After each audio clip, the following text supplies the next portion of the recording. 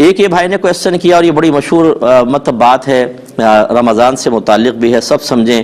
یہ کہتے ہیں ایک حدیث لوگ یوں بیان کرتے ہیں کہ جس کو اپنی قضا نمازوں کی تعداد معلوم نہ ہو تو رمضان کے آخری جمعے میں 4 نفل ایک سلام سے پڑھیں، فاتحہ کے بعد آیت الکرسی 7 بار اور سورہ کوثر 15 بار پڑھیں۔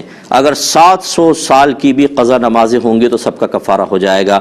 کیا یہ حدیث ہے؟ بالکل بھی نہیں ہے۔ جس نے اس کو ایجاد کیا وہ اللہ کا خوف کرے، کیونکہ نبی کریم صلی اللہ علیہ وسلم نے ارشاد فرمایا جس نے مجھ پر جان بوجھ کر جھوٹ منسوب کیا وہ اپنا ٹھکانہ جہنم میں بنا لے۔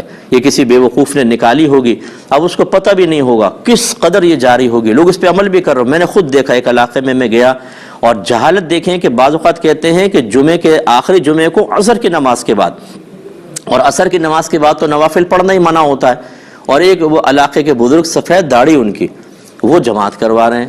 یہ کافی پہلے کی بات بتا رہا ہوں، جب میں عالم بھی نہیں تھا لیکن میں تبلیغ دین کے شعبے سے وابستہ تھا، تو میں نے کہا یہ کیا کر رہے ہیں؟ تو انہوں نے بتایا کہ جی یہ والی 4 رکعت نماز پڑھ رہے ہیں تاکہ قضا کا کفارہ ہو جائے۔ یہ تو حال ہے ہم لوگوں کا کہ اگر سفید داڑھی ہے، علاقے میں آپ کے لوگ ہاتھ چومنے لگ گئے ہیں، آپ کو حاجی صاحب کہہ کر پہلی صف میں بٹھا رہے ہیں، تو اس کا مطلب ہے آپ شارع بن جائیں، آپ غلط چیز کو رائج کر دیں، یہ اللہ تعالیٰ رحم فرمائے۔ تو اس کے لیے اتنا بڑا گناہ جاریہ ہے یہ کہ جب مرے گا، اگر یہ توبہ نہ کر کے مرا تو اس کا تو انجام بڑا دردناک ہے، بہت دردناک انجام ہے۔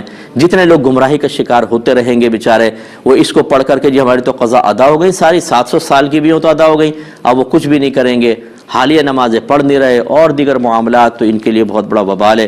اللہ تعالیٰ اس شخص کے اوپر رحمت نازل فرمائے اور اس کو ہدایت اور توبہ کی توفیق عطا فرمائے۔